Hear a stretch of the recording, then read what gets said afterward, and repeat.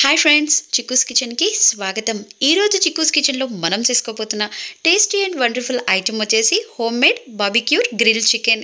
ఈజీగా టేస్టీగా ఇంట్లోనే ఈ బార్బిక్యూ గ్రిల్ చికెన్ ఎలా చేసుకోవాలో ఈ రోజు చిక్కూస్ కిచెన్ లో నేను మీకు చేసి చూపించబోతున్నాను।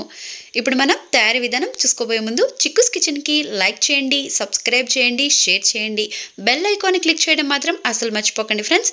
ఇప్పుడు మనం తయారీ విధానం చూద్దామా మరి। ముందుగా రెండు లెగ్ పీస్లని తీసుకుని కడిగి ఈ రకంగా ఘాట్లు పెట్టుకోవాలి। చూపిస్తున్నాను చూడండి ఫ్రెండ్స్, ఈ రకంగా ఘాట్లు పెట్టుకుని ఇప్పుడు మనం మరోవైపుకి టర్న్ చేసుకుని ఇప్పుడు అక్కడ కూడా 3 సార్లు ఘాట్లు పెట్టండి।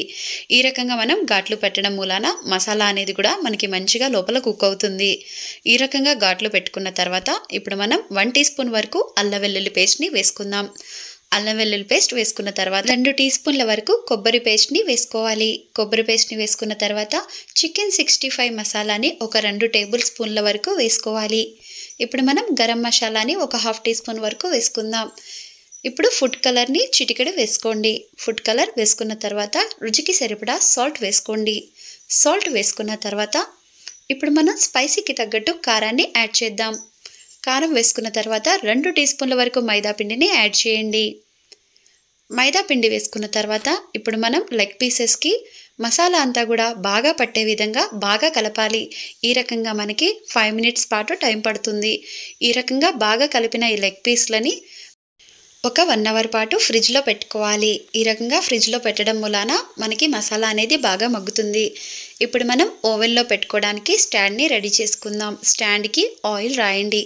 స్టాండ్కి ఆయిల్ రాసిన తర్వాత ఇప్పుడు మనం చికెన్ లెగ్ పీస్లని పెట్టేసుకుందాం। ఈ రకంగా చికెన్ లెగ్ పీస్లని పెట్టుకున్న తర్వాత ఇప్పుడు మనం ఓవెన్లోనికి ఈ స్టాండ్ని పెట్టేసుకోవాలి। చూస్తున్నారు కదా ఫ్రెండ్స్, ఈ రకంగా ఓవెన్లో పెట్టేసుకోవాలి। ఓవెన్లో పెట్టుకున్నప్పుడు చాలా జాగ్రత్తగా పెట్టండి।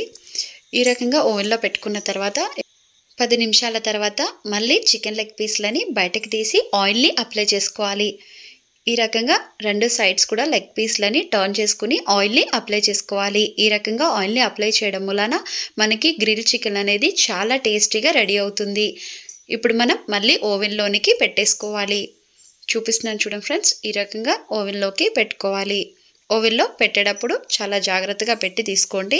ఈ రకంగా 20 మినిట్స్ తర్వాత మనకి గ్రిల్ చికెన్ అనేది రెడీ అయిపోయి ఉంటుంది।